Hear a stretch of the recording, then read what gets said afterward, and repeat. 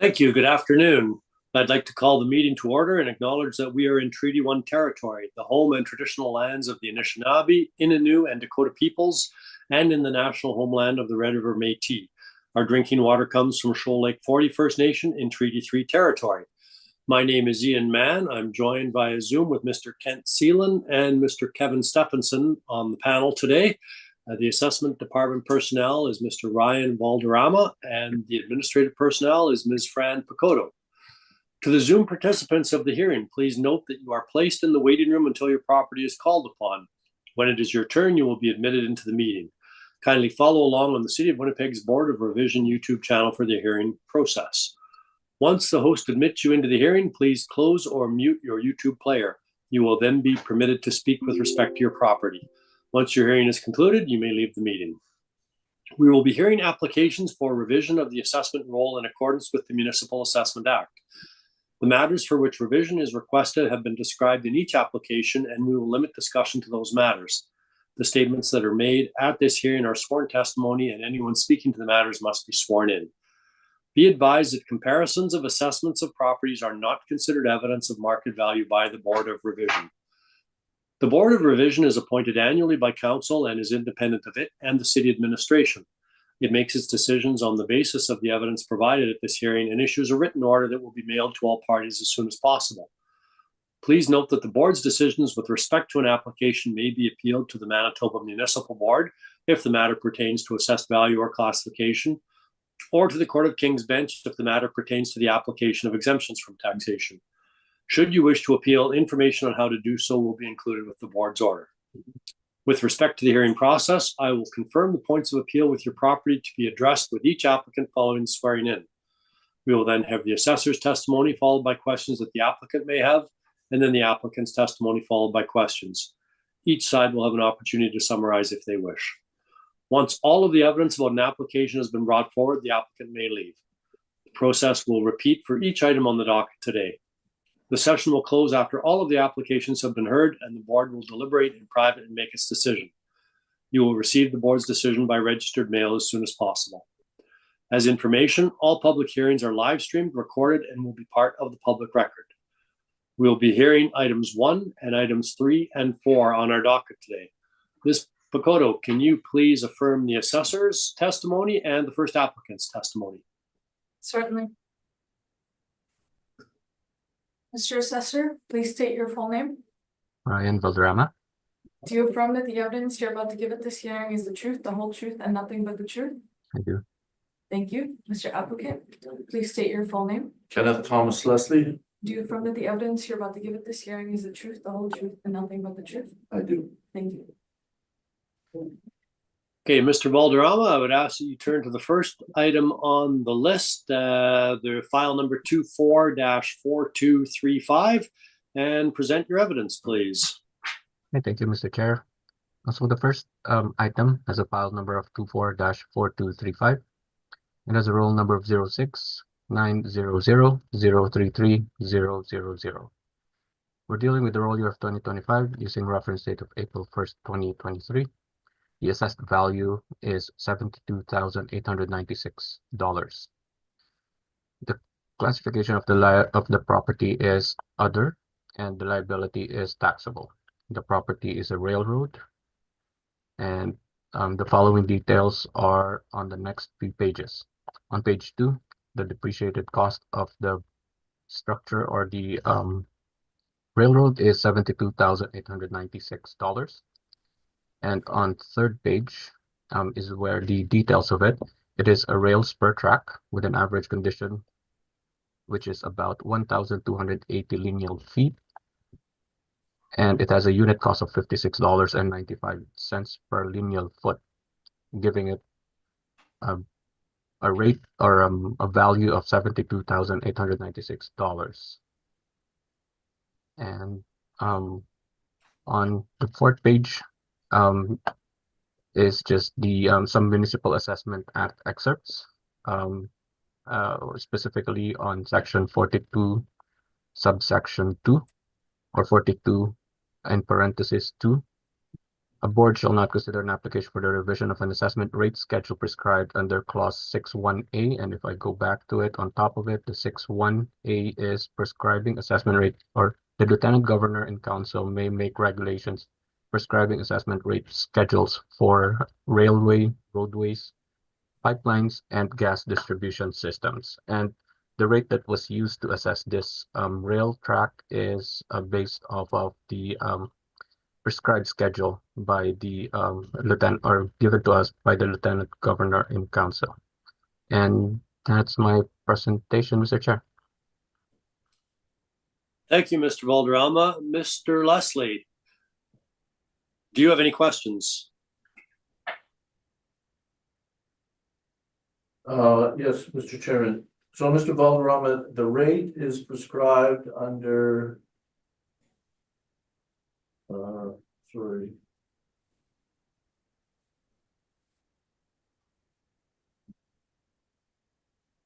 The rate is set by the 6.1 by the province of Manitoba. Is that correct?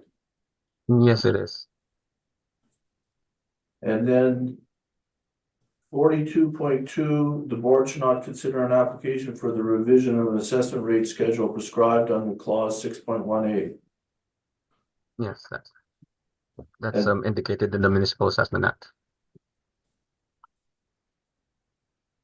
Now, are you aware of any situation where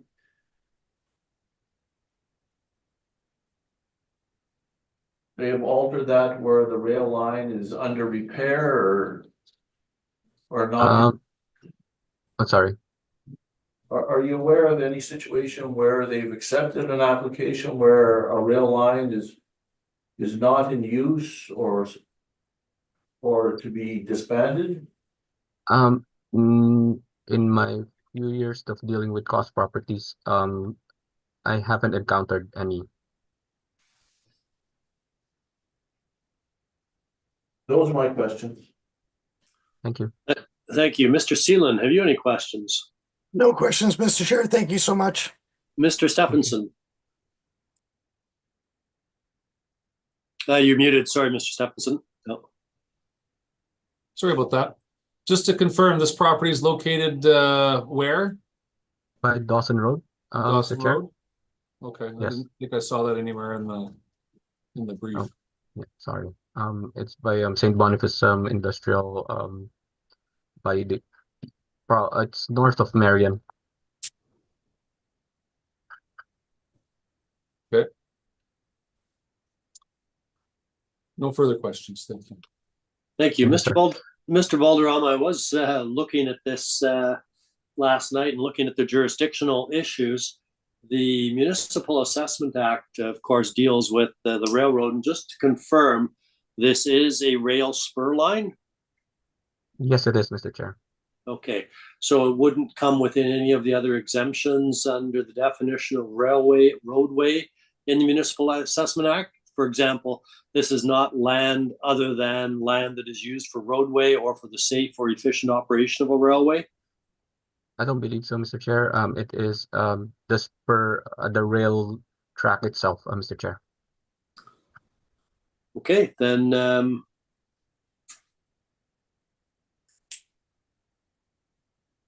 thank you. I don't have anything further either. I'm just looking at the definition section, and that would appear to be sufficient. Thank you, Mr. Valderrama. Mr. Leslie, Mr. Chair. your submission, and I think you're going to have a jurisdictional issue to deal with perhaps at the outset as to the power of the board to hear this application.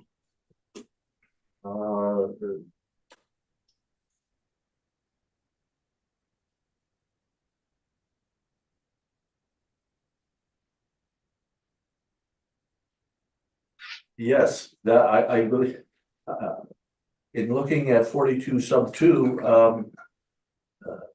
the board has no standing to hear the application. And unless my client wants, but it may be my client would like to have the matter then referred to the municipal board. So I think that's why I'm here. Okay, well, the essence of my application is that this is a rail side located adjacent to St. Boniface Warehousing, my client. And the rail siding has not been in use for over 15 years. My client has provided an estimate of the cost to repair the siding, to put it in workable condition. And what I did was I amortized that cost over 2 years. Unfortunately, I didn't calculate it correctly, and so my estimated value is the value of the rail siding as prescribed by the province of Manitoba, and then the cost of repair amortized over 2 years. And I would submit the estimated fair market value that a willing buyer would pay for a not workable siding would be, over the 2 year period, would be 56,500, not 55,000. Be as that may, I respect the assessor's position that the board cannot hear this, but that is my submission. Thank you. Thank you, Mr. Leslie. Mr. Valderrama, have you got any questions or anything with respect to that submission? I have none, Mr. Chair. Okay. Mr. Stephenson? No questions at this time. Thank you. Mr. Seelan? No questions, Mr. Chair. Thank you so much. And I don't have any questions either with respect to this matter. I think the jurisdictional question is an interesting one, but you will be notified in writing, Mr. Leslie, of the board's decision. Thank you. Thank you. Then, having heard the evidence, we will conclude this matter and move on to number 3 and 4 on the docket. And I believe, thank you, Mr. Leslie, and for your attendance and for your presentation today. You don't have to stick around and stay if you don't want to hear the rest. Then we'll move on to number 3 and 4. Ms. Picotto, is Mr. Neufeld in the waiting room, or is he? Yeah, I just readmitted him. Okay, thank you. Then if you can please swear or affirm his evidence, and we will move on to the next matters on the list. Okay. Good afternoon, Mr. Neufeld. Hello, Please state your full name. Rocky Neufeld. Do you affirm the evidence you're about to give at this hearing is the truth, the whole truth, and nothing but the truth? I do. Thank you. Okay, the first matter we will be dealing with is the 1095 Concordia Avenue, the Concordia Hospital. Mr. Neufeld, we do not have any evidence submitted or any brief submitted by you with respect to either this property or the next property. I was informed as well that you may have rebuttal evidence with respect to the evidence to be presented by Mr. Valderrama. If that's the case, we'll deal with that as it arises. But I thought you should be aware that we don't have a brief from you. Yeah, and that is correct. These are personal care homes, and so we began this process in 2016. We had a board decision in 2022, and the assessor is aware of what we're doing, and he's working with us. What we're looking at is taking the board order and translating it to the assessment workup. We've done this on about 12 other personal care homes this year already. It seemed to be a simpler, quicker process. So as a result, we only intend on focusing on Concordia, for example, on the class 40 part of it. And with the next one, again, the 40 part of it, and because the rest is exempt, so it's not an issue. I think it's really streamlined it, the whole issue. Okay, fair enough. Then I'll confirm that the issues, and from the agenda, the issues were raised, or the issues to be determined were liability to taxation, the amount of assessed value, and the classification of property. Is that still the case, or is it going to be focused more on the 40T?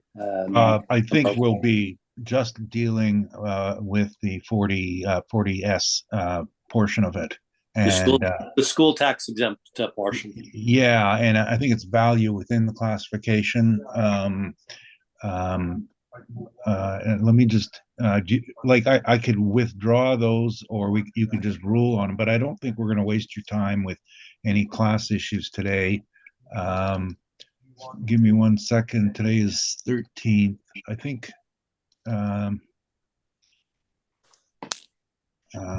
yeah, so it's no 2109 Portage, it's just a value issue. And 1095 Concordia, we're not taking exception to the 60 at all. It's just the 40S tax value within. Okay, thank you very much for that, Mr. Valderrama. If you can introduce the property, please. That's file number 24-4140, and provide your evidence. Thank you, Mr. Chair. Next property has file number 24-4140. It has a roll number of 02-061-330500. The property is located at 1095 Concordia Avenue. There are 3 split assessments on this property. We're dealing with the roll year of 2025 using reference date of April 1st, 2023. The first assessed value is $11,668,000 with a classification of institutional property with a liability of taxable school exempt. The second assessment has an assessed value of $15,290,000 with a classification of institutional property with a liability of exempt. And the last excuse me, and the last assessment has an assessed value of $293,000 with a classification of institutional property and a liability of taxable. The property is categorized as a PIIHO or hospital with 1 to 4 stories with 4 sections. It has an effective years built of 1976 to 1999. It has a construction class of C masonry bearing walls with an average wall height between 9 to 10 feet. It is zoned as EI or educational and institutional, with a land area of 520,135 square feet, a planned area of 79,511 square feet, a basement area of 32,009 square feet, and a gross floor area of 262,333 square feet. On the next page, page 2, is the aerial photo of the subject property. And on page 3 is the cost valuation summary. The replacement cost new of the building is $72,945,170. The accrued depreciation of the building is $47,946,170. It has an depreciated cost of about $24,999,000. The depreciated cost of the detached structures amount to $423,000 with the total. So the total depreciated cost for building and detached structure is about $25,422,000. The land valuation is $1,829,000, giving it a total value of $27,251,000. And on page 4 is just the cost summary by building section. And on page 5 are some land sale comparables. These are all around the city, and they all range from $9.60 per square foot up to $15.18 per square foot. And on page 6 is where the details of detached structure is located. They are all itemized, and also the land valuation, the split classification of the land values. And on page 8 is the page, there's some few pages here. Page 8 to page 12 is where the cost report, or for the cost report for the subject property. And I think that's all that I have, Mr. Chair. Thank you. Thank you. Mr. Neufeld, questions? Yes, thank you. So in your workup, so I get the right one. We're talking about Concordia today. The first one, is that correct? I lost my place. This is the Concordia property we're dealing with. Yes, Okay, Mr. yes, thank you. On your page, cost report, beginning page 8, I'm looking towards page 10. This page 10, the top one section marked in the shaded box, top shaded box, it's marked 40S. So is this the entire improvement of 40S that's being assessed? I'm just gonna go For the through it. improvement, not the land. Yes, it is. That's Okay. correct. So 11,357 is the RCNLD. Now, and you applied a 313 Marshall and Swift code. Is that the appropriate code for personal care home? On this one, since I believe there was a hospital component on this one, so that's why it was maintained. But the personal care home, the one that we dealt with a long time ago, it was a different MNS occupancy code. Right. And when you do valuation, why are you doing then a sort of replacement, reproduction cost? Shouldn't you be doing a replacement cost? These are replacement cost new for the convalescent hospital building code. Right.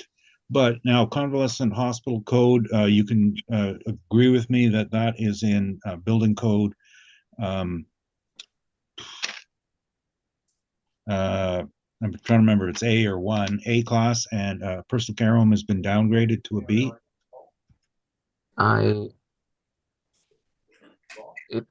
Well, I mean, the test case that you're referring to probably is has a different building code. Yes, that's correct. This one has a different one. And if you're compared to that. replacing this building, are you building it as a hospital or as a care home? This one has a mixed use. In terms of the usage, there's also the hospital component on this one. So I would say I would look at it in whatever we have right now, which is the occupancy code of convalescent hospital.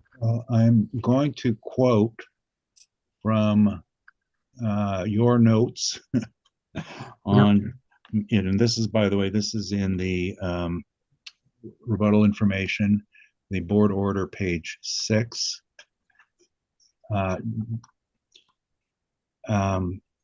He notes that functional obsolescence is accounted for through the use of replacement cost rather than reproduction cost. Now, isn't that what you're supposed to do when you're doing cost approach? Yes, that's correct. We're employing or we're applying replacement cost new RCN replacement cost new on this one. But you're doing it building it as a hospital though, not a personal care home. Convalescent hospital, yeah. Okay. And what is the difference in the construction quality between the two? Do you know? Or can you roughly give us an idea? Don't have it on top of my head. No, I don't memorize it. No. Okay. I'm sorry, Mr. Chair. And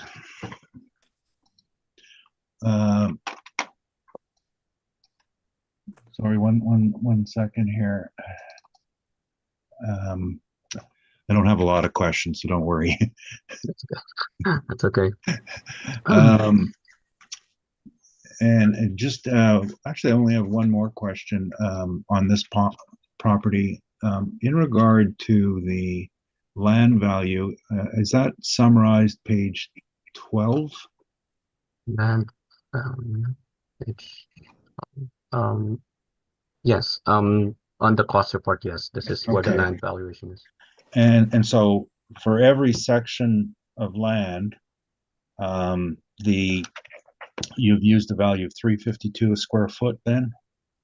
That's correct. Yes. Okay, and roughly what is that per acre? Do you know offhand? I'm saying about 153,000 per acre. 153,000 per acre. Yes, that's correct. And the total land area on this is, I believe, I'm converting it to acres for a reason here. The total land area is about 11 acres, correct? A little over 11? 11.94 something Okay. acres. So I just want to make sure we get this straight here. On the land, then the way that this was split up was on page 12. There is a exemption here for hospital usage, That's correct. and then there's another exemption for the partial school exemption for the personal care home, and these are done on percentages of the total. Percentages of the use based on the percentage of the building usage as well. Okay, the building usage. Okay, so the two of them then equal about 10 acres of land, correct? Line number 2 and number 3. Let me just quickly calculate that. It's a little bit over. I get 436,913, and the number should be 435600, but approximately 10 acres then. 10.03. Yeah. There, Okay. Roughly And then 10. Yeah. line 1 is taxable because it exceeds the 10 acres. Is that the idea? No, it was calculated based on the percentages of use in the building. There was an excess, or there was a taxable component on the land based on the calculation of the split between the two uses. Right, On the but building. the two exempt uses use up 10 acres of land, and then the non-exempt portion is the 83,000 square feet, and then that's fully taxable. Is that? I just want to get. Yep, that's correct. Okay, and in order to split these ratios, 67 and 17%, what do you use the square footage? Yes. Or square footage? And I'm not, just trying to verify things. I'm not sure. Don't think there's any issue. But so then you would take the land area, or sorry, the gross floor area for the 40S and divide that into the total to get that breakdown. Is that how you do it? We just split all of the lands, and then anything in excess of the what we call this, the exempt allotment by the Municipal Assessment Act will be put in the 40T. Sure. I'm just looking at it. Is that I just want to see if understand how this is done. So roughly the personal care home, like the way to calculate the personal care homes portion of it is a percentage as based on the gross floor area. Is that how you do it? Yep, the gross floor area. Okay. Attributed to the hospital and the personal care home. Okay, sorry, those are I just wanted to clarify that. No, nothing arising out of it. I didn't understand it. Thank you. That's my only questions. Okay. Thanks, Robin. Thank you. Mr. Stephenson, have you questions? No questions, thank you. Mr. Thank you. Seeland? No questions, Mr. Chair. Thank you. Thank you. I'm just looking, Mr. Valderrama, at go back to it here, page number 10, I believe it is.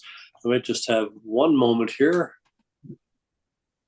Yes, page number 10. All of those Marshall and Swift occupancy codes, they're highlighted in personal care home. The first two are highlighted in personal care home. The last one is called main floor personal care home used as hospital. Is that the mixed use that you were talking about? There are some floors or some areas in here that are mixed, and if we look at the entire property as a whole, there are two uses in this property, Mr. Chair, which is Okay. the PCH and the hospital. And that's why you used the code that you did, the 313 convalescent hospital code? That's why it was maintained, Mr. Chair. Yes.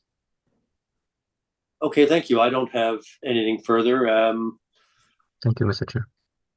Mr. Neufeld, so I indicated you don't have a brief, but your presentation, please. Sure. I sent in two documents. One is a calculation, and the other is the board order I was referring to, and that one's marked Muni order.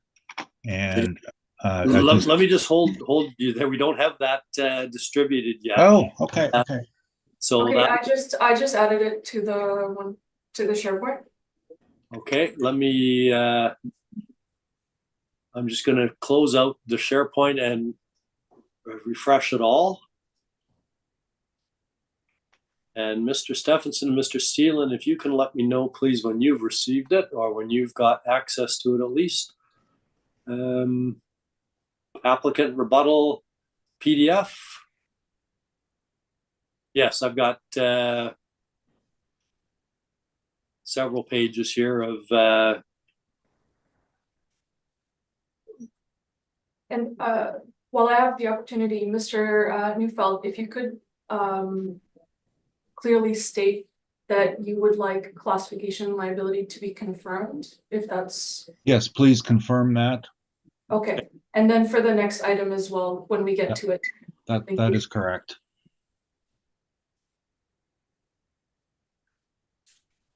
Hey, Mr. Stephenson, Mr. Seelan, have you got the rebuttal information here? And that's going to form the bulk, or that's going to form the majority of your submission, I believe, Mr.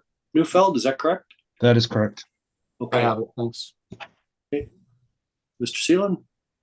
Sorry, I have it now. Mr. Chair, thank you. Okay, great. Then, Mr. Neufeld, why don't you proceed then? And just to be clear, the first page I have is building classes, Brandon, Manitoba on the right-hand side, and then section 97, page 24, depreciation on the left-hand side.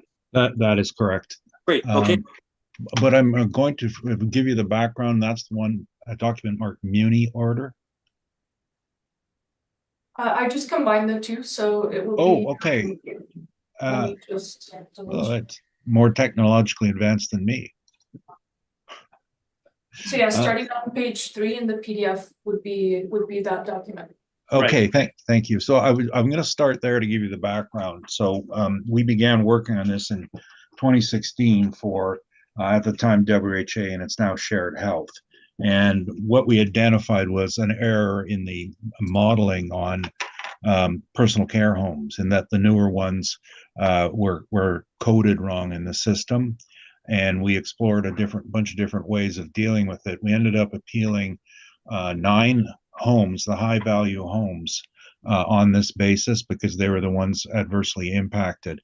This was a test case. This was chosen because it's the most superior home, in my opinion, in Winnipeg, and on Falcon Ridge. So it was a rather long hearing, and some colorful statements about me. So if you need any ammunition for that, there's some good stuff in there that they criticize me. But let's just get to the points. Starting with page on the order, page 5. This was where the discussion was on the replacement cost new rather than reproduction. So I was reading this and the assessor, and it was Ryan who was on the other side, so he's very familiar with this. So, but again, he was reciting what the model did, and the model put 313 convalescent hospital on this home. And truthfully, when it was built, they had to live with the building code, national building code on convalescent hospital, because at the time it was I want to say I think it's class A in this category. In 2007, National Building Code reverted the classification of personal care homes downwards, and it now becomes similar to an apartment. It's no longer considered a hospital. So that was our guidance on it. But the city maintained them at the Marshall and Swift 313 classification. On page 6 was the quote I read aloud about why you use replacement cost. It's to, and these are the assessor's words, that it's to deal with functional obsolescence. So the idea is if you built a home as a hospital, but today for replacement cost, it's only the equivalent of apartment block, that's called functional obsolescence. We use replacement cost, there's no disagreement on it, to deal with those changes that happen on it. And on the opposite side, if you, for example, built something that from older construction with, say, stone and timber, you when you do Marshall and Swift, you'll use steel frame or wood frame because we can't get the timber and the stone anymore, and you make it that way. And that's the principle of valuation, and it is also something the assessor agrees with. They always apply a replacement, not reproduction. So what the 2095 Concordia 1095 Concordia is showing you is that they are now using reproduction, and that's an error. The next thing on that same page 6 is the depreciation, and it's not a factor in this particular building, but this depreciation that they're using is directly out of the Marshall and Swift table, which I've recreated on the page 1 of your brief. Later on, the board agrees to use that. Moving along to page 15 of in the order. We had a person who teaches Marshall and Swift. It's under the heading Ron Wilkes, and he said that it is not the correct code to use. It should be 710, not 313. He also said I shouldn't have used 589 or 451, which he was correct there, but the number was almost identical to the code 710. I was searching for something that was more of an apartment in Marshall and Swift. So, but it's 710 is the code, and the board saw all that information. And now the other thing is on this page. I'm sorry, Mr. Collinger. No. The testimony of Mr. Collinger, who's an architect, on the same page, and Mr. Weeb, who's a contractor, was in discussion of National Building Code in post 2007. So moving on to page 18, the board chose RCNs as noted below on the table below, but ranging from 24 million to 28 million. Now, what those numbers represent is on my rebuttal, the actual page 2. At the top of the page, there's 3 numbers in green. Those are the construction costs per square foot. 154.72. 151.55 and 167.79. Those were the board orders in the reference years. For future years of 21, which is our last cycle, and 23 this cycle, we had come to an understanding, and I know there's no written agreement, but we both agreed to this, that we would use the Marshall and Swift indexing, which I've outlined to you on page 1, that chart that's headed with Brandon, and below you see Winnipeg. That's a cost indexing that Marshall and Swift puts out. Using that, the last appeal cycle, we all agreed to 178.70 for construction. That was applied by the assessor. There's no disagreement. And then for 23, which is this year, the number is 225 a square foot. And stress that this is a maximum building cost number based on the quality of the Simpkins Center. There are numbers that come lower than this that we've seen in it, but those are homes that are built with less quality construction materials. So that is what we agreed to. That's where the costs lead to. On page 19 was the board's decision on depreciation, and this follows the Marshall and Swift table. They just agreed to it. This is the assessor's evidence. And lastly, this doesn't come into effect for this particular case, but for the next one, so I don't have to redo it, is the board's decision on land. And it actually begins at the bottom of their page 21. But the bottom line on it was, it is likely that a PCH motivated by affordability considerations rather than profitability considerations for development would gravitate towards the lower cost properties. And as a result, the board ordered the value of this particular land to the lowest value presented by the assessor. And that's their determination. But I think the key is that they would gravitate toward lowest cost properties, because what the evidence demonstrated, of course, was that none of these homes were located in primary areas. They were all located in areas where the land was cheaper because they really couldn't afford. Now, we do not have an issue with the land on Concordia at $352 a square foot or $153,000 an acre. The only thing that we have an issue with on Concordia, sorry, and I was just going to point out one other thing. In there's a question about the use as hospital. Early on in these appeals, which date back to 2016, we had to change some of the usages in this building because some of it's designed for personal care, some of it's designed for, I'm trying to remember what the correct word is, memory care. It's the euphemism for Alzheimer's patients and people with difficulties, because they are no longer residents, they are patients, and it changes the nature of the healthcare treatment they get. They are now being treated in a hospital, not living in a personal care home. One's a residence, one's a hospital. And we did come to agreement on that. So the two floors, or the floors that were listed, I think 3 floors that were listed here, are personal care only. But there were other uses in this particular wing.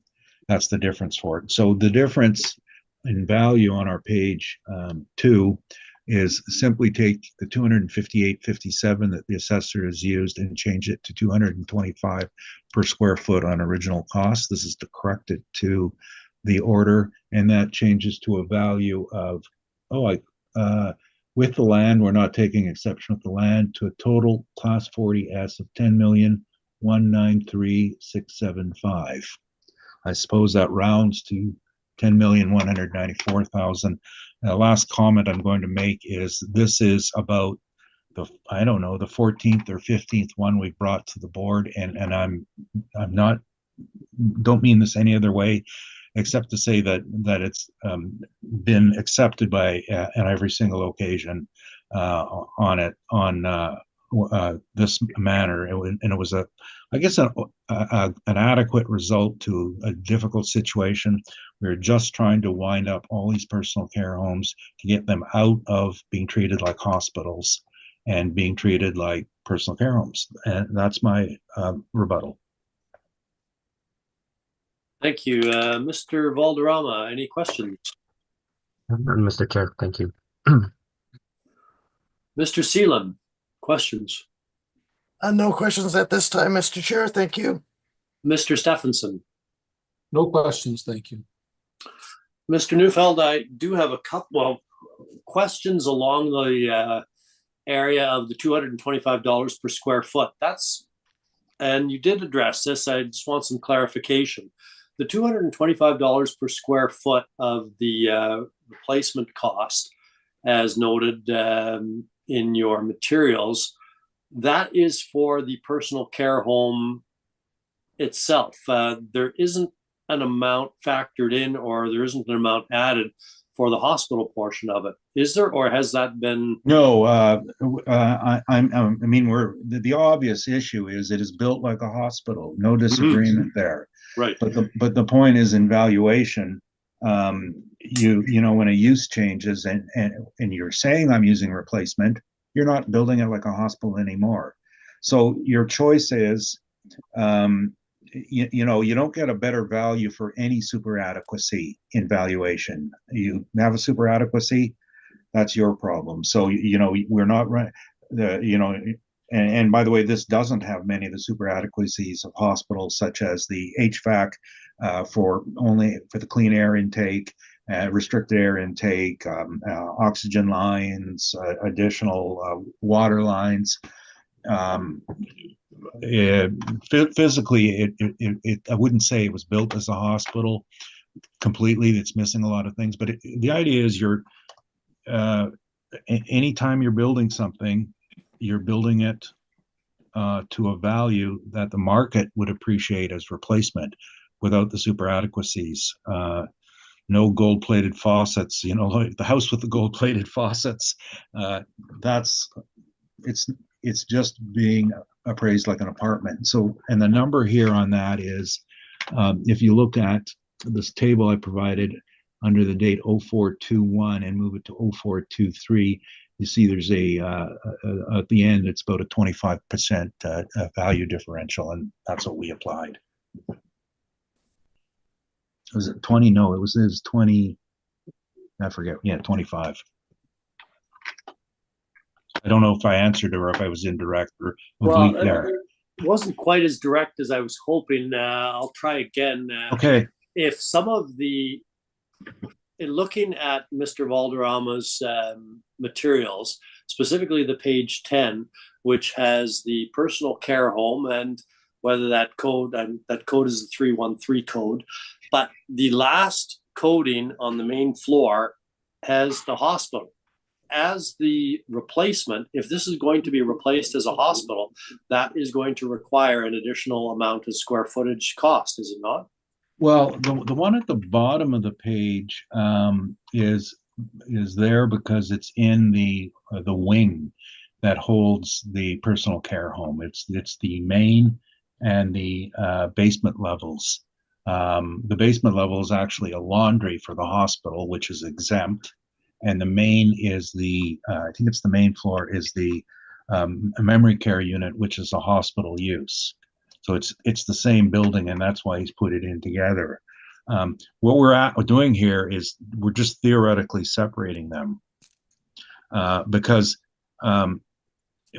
if you don't do it that way, then you have to take a functional obsolescence for it being overbuilt. And the cost approach is not a lot of people practice it, and it's grossly misunderstood. The idea is to get to a reasonable value, not give somebody a value for their overbuilt property. If it's a personal care home, this is how it's going to be valued. It's cost less to build than a hospital. Okay, thank you. I understand where you're going there. I understand that. Thank you. Yeah, it's a hypothetical application. Yes. Be clear about that. Okay, no, I'm there. Okay, thank you, Mr. Valderrama. Have you any summary? I have none. Thank you. Mr. Neufeld, summary? Just a short one. I think most of it was fairly clear, but the concept of a hospital and a personal care home sharing the same building is not just Concordia. It's Deer Lodge, it's Riverview, it's portions of the St. V. It's in rural buildings. I can list about it's 3 or 4 hospitals that I've been in rural Manitoba, and it was what you're going to probably see is more personal care homes where WHA is putting them up, placed on the hospital campus, because it helps them to centralize services. Selkirk was another one that came to my mind, Steinbach, Russell. And when these things were built, they were built all the same. And but when the new model that's coming is you're going to see them built as under a different building code at a lower cost. but still on the hospital campus. But the ones I've mentioned were from the old days, and we've had no problems with several of these hospitals, such as Riverview, in breaking those costs down and understanding that there's a replacement cost would not embrace reproduction cost. It's overbuilt, and you can't. My profession, I'm an appraiser, I'm an accredited appraiser with an AACI designation. We do not give people value for overbuilding for super adequacy, period. Not when you're doing the cost approach. Thank you. Thank you. Then, having heard the evidence, we will conclude this matter and turn to the last matter on the docket, that being 2109, and you've already alluded to that, Mr. Neufeld. I know that Mr. Seelan had a commitment at 4 p.m., but I think we're going to be making that just fine. So instead of having a break right now, maybe what we'll do, if everyone's still okay with that, we'll go ahead. Unless, does anyone need a 5-minute break before we start the last property? Go, no, good to go. Okay. Then, Mr. Valderrama, if you could please introduce the property at 2109 Portage Avenue, Deer Lodge, and provide your evidence on that. Thank you, Mr. Chair. The next property has a file number of 24-3979. It has a roll number of 07569040600. It is located at 2109 Portage Avenue. The property has split assessment. It's dealing with the roll year of 2025 using reference date of April 1st, 2023. The first assessment has an assessed value of $44,370,000 with a classification of an institutional property with an exempt liability. The second assessment has an assessed value of $5,411,000 with a classification of institutional property and a taxable school exempt liability. The property is a PIIHO or hospital. It has 1 to 8 stories with 15 sections. It has an effective years built of 1955 to 2002. Its construction class is C masonry bearing walls with an average wall height of 10 to 15 feet. It is zoned as educational and institutional C2 community. And it has a land area of 445,364 square feet, a planned area of 114,541 square feet, a basement area of 78,440 square feet, and a gross floor area of 480,632 square feet. If I may lead you to page 3, this is where the aerial photo of the subject property is. And on the next page, page 4, is the cost summary by building sections. And on page 5, I do have the land sale comparables. They're all ranging from $16.08 per square foot up to $20.82 per square foot. And on page 6 is where the subject property detached structure details are. And on page 7 is the classification and liability allocation of the land, building, and both land and building summary. At the beginning of page 8 up to page, this is quite long. Page 8 to page 19 is where the cost report is for the subject property, and that's my presentation, Mr. Chair. Thank you. And Mr. Neufeld, I should have led with this. I did not, but I'll deal with it now. Since you're up, the 3 items that were set at issue in the agenda were liability to taxation, amount of assessed value, and classification of property. And can I please have your, as you indicated for the last property, that the amount at issue, or it's the amount of the valued assessed value, is the one remaining at issue. It's not the classification or liability to taxation? That is correct. Okay.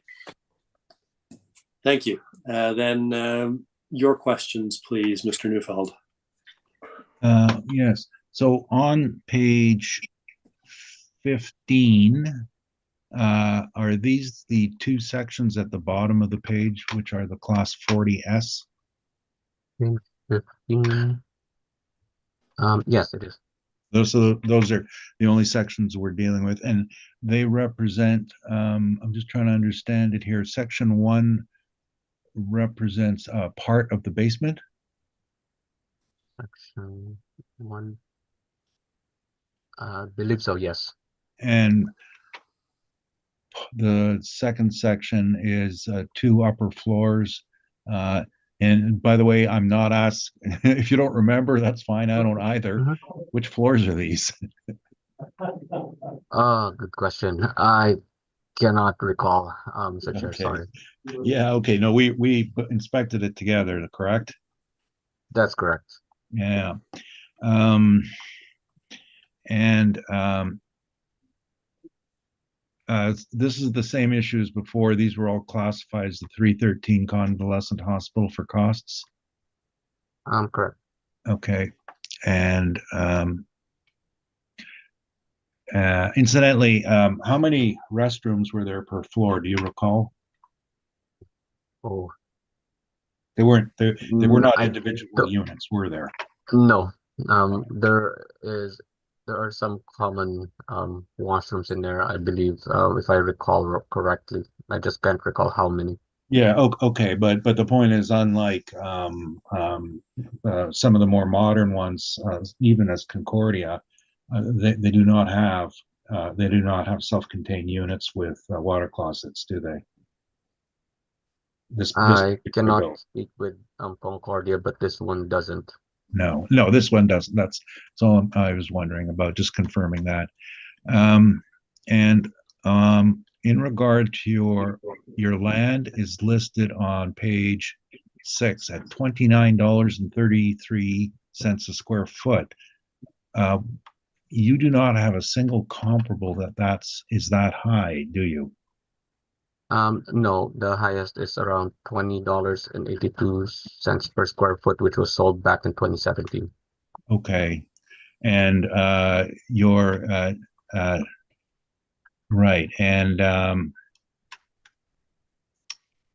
so how did the model generate $29 when you couldn't find a comparable within $9 of that? I'm not sure how the model determined that. However, based on the land sale comparables, these are all at the latest at 2021 land sales. So from 2015 to 2023, there could be an uptick in the land sale valuation. Well, how could that be when your highest sale was 4 years older than your newest sale? That doesn't demonstrate an increase, does it? Could be a lot of factors determining land valuation or land sale prices. So whatever those are, I cannot. It's not on top of my head right now. Okay. Yeah, there was a question I had for you on this one. Sorry, getting back to the workup on the 40S.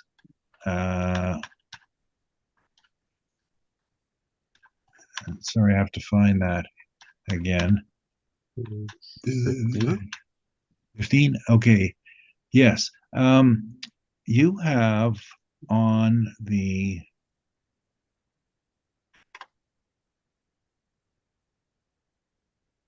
oh no, I see. This personal care tower that is school tax has 58% depreciation in total, correct? It says normal depreciation 58%. No other depreciation. Okay, but below, oh, here we go. Page 16 is the continuation. There's an additional functional depreciation of 7%. Do you know what that's for? I am trying to see. There's a subtotal. I It's on believe that's top of page 16. yeah, that's correct. It looks like It seems the it whole was tower has it, including floors, the section above it, floors 3 to 7 above it. You notice there's a 7%. right. It was cut off. Let me just do a quick math on this, where it's coming from. Oops.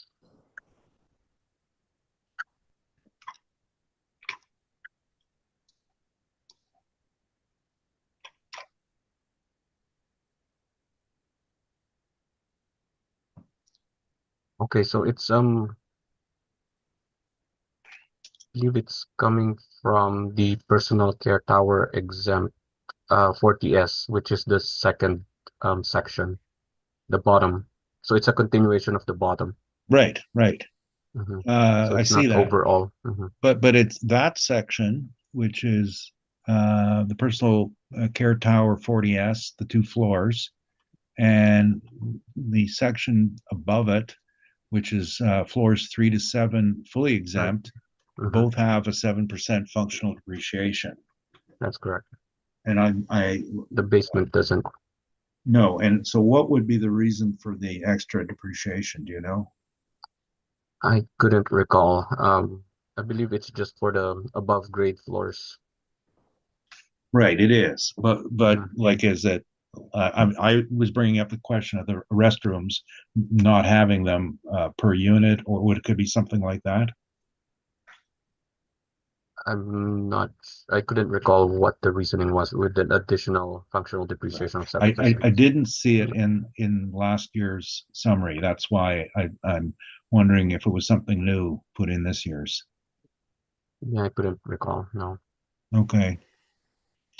Okay, those are my questions. Thanks. Thank you. Thank you, Mr. Neufeld. Mr. Seelan, any questions? No questions, Mr. Chair. Thank you. Mr. Stephenson? No questions, thank you. And again, my only question, Mr. Boardroom, is with respect to clarification, and dealing with the school tax exempt portion, the valuation of $5,411,000. That's comprised with the RC, or the replacement cost new less depreciation, of $3,293,000, plus the value of the land, which is modeled at $2,118,000. That sounds correct, Mr. Chair. Thank you. And just for location purposes, this is immediately west of, or half a block west, sorry, more than that, 2 blocks west of Assiniboine Park. Not sure how far Assiniboine Park is. However, it looks like it is close to that area. Okay, and I'm looking at your page 3, the overhead map, the parking lot at the bottom of the picture to the south of the picture.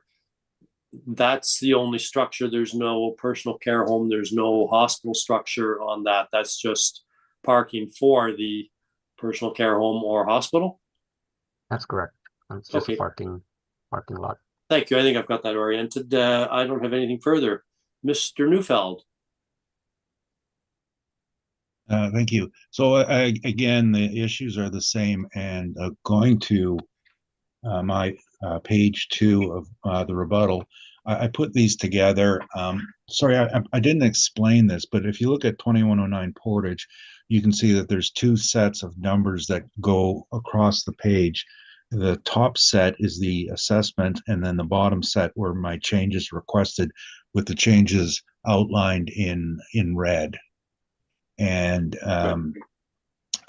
so the first one being that the costing on it was $315.56 per square foot on the assessor's workup. And it's strange that it's so much more than Concordia's cost to construct, but I mean, wrong is just wrong. And it should be 225, which is the maximum based on our board order. And that changes the cost to construct to $5,338,000. That's the math. And then the 58% depreciation is based on the tables which I've shown you on the top page 1. We take a 45-year life and an age of 35 years, and that's what the tables will indicate. And actually, there's no, I'm sorry, I have to get to that page to explain what I did here. The age listed is 35, so 35 years out of a 45-year life puts it between 55 and 61.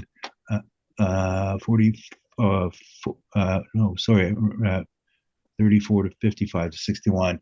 I'm not really sure that that the assessor's number isn't correct, and so maybe I'm splitting hairs here. So I wouldn't necessarily disagree with the 58% depreciation now that I have a second look at it. It's just essentially the 225 a square foot cost to construct. The 7%, the assessor didn't know what it was, and neither do I, but I'm going to guess based on my inspection that has to do with an inferior condition building. This was actually built for when it was still part of Department of National Defense, and it was turned over to the health authority as there were fewer and fewer veterans who were requiring the personal care homes. Strange. I'm not saying this for any other emotional reason, but I actually knew someone who passed away in there 2 years ago at the age of 102, who landed on D-Day. Incredible that he was still around. But I guess that kind of lets you know that the need for military veterans is rather passed on as well, and it's now being turned over for more traditional personal care uses. And they're trying to make this building fit into the system. It is not a good building. Very disappointing, especially, you know, the issues for the I don't know, care and comfort of the people in it. It's built a little more barracks style than it is people style. And there's one shower bath per floor and 2 bathrooms per floor, and I think that covers about 25 people per floor. And they do their best with what they have. It has a great view out of the front of the Assiniboine River, but aside from that, not a good quality. It's really showing its age from the outside. If you see the pictures, I think the assessor's given you quite a few pictures. It actually looks pretty nice, a good visual presentation.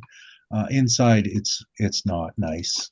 The first floor has got a great atrium, but the ward floors are not that good. Parking, you mentioned across the street, that goes into their 10-acre allocation for tax exempt, and all the property is either fully fully exempt or partially school exempt. So they've made up the 10 acres, and we don't have an issue with the ratio. What we do have is a value with the land. As you heard, we question the use of land sales that don't support the model. That's not appropriate. That does not meet the burden of proof. You can't say 29 is the value when you have not done anything to support it. So that fails on that. So then the next step is to follow the order we had. The board steered us to saying they can't afford land, pick the lowest value. And I picked 1608 because we did not present our own evidence. But that is similar to what the board specified, and that's 700,000 an acre. I don't disagree that you might be able to sell land for a bit more than that on Portage Avenue, but when this was built, you couldn't. And if you intended to try to sell it to find the value of the land, that would be impossible. So we are dealing with this situation. It's a little artificial to find a piece of land for a building that's impacted by its usage designations. It is zoned E&I. Just to make you understand this, E&I does not permit apartments to be built on it, unless, of course, the health authority owns them. It is educational and institutional. It's for hospitals and schools. That in itself, if you wanted to find a replacement value for it, you have to find an E&I sold piece of land, because under highest and best use, it has to have the same legal permissibility. And that is also the burden of proof. You cannot change zoning designations and present a land that's designated, in the case of all the ones the assessor put forward, RMFL, RMFM. Those are multifamily designations, to compare it to an EI zoning.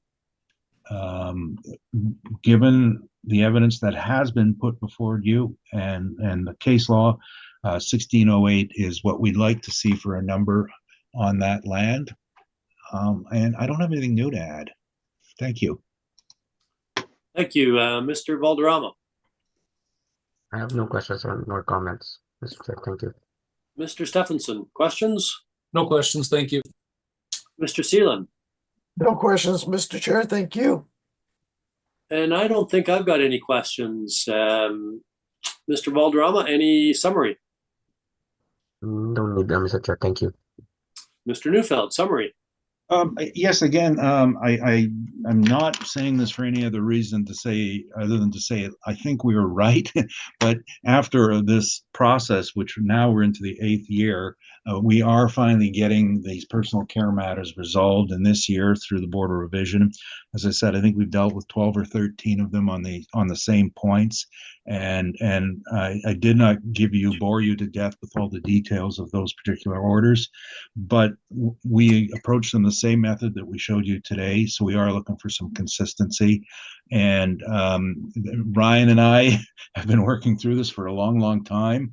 And he has been very good to deal with, and he's doing his job. I'm doing my job, and we just need to tidy this up and move on, and follow the order. When we started this process, we went in and said, look, we're going to do a test case. And the danger in that is always, well, if you don't get what you deserve, what you want, you just change your mind and say, we don't want the test case anymore. And both of us stuck to it. Lots of things in this test case I did not like, having to do with it happened actually during COVID, when all the care homes needed millions of dollars of HVAC upgrades. The board did not consider that. I didn't like that, but I'm sure the assessor, Ryan, has some things in it he didn't like. But this is what we're living with, and it's given us peace, and that's all we're looking for here. Follow the order and move on. Thank you for your time today. I'm glad that was pretty quick. Thank you. Having heard the evidence, we will conclude this matter, and I believe all the matters on the docket have now been heard. We will adjourn the hearing. Thank you very much, Mr. Valderrama and Mr. Neufeld. Thank you. We will deliberate, and you will be receiving our orders in the mail in due course. Thanks again. Have a great rest of the day. Thank you. Have a good day, everyone. Thank you.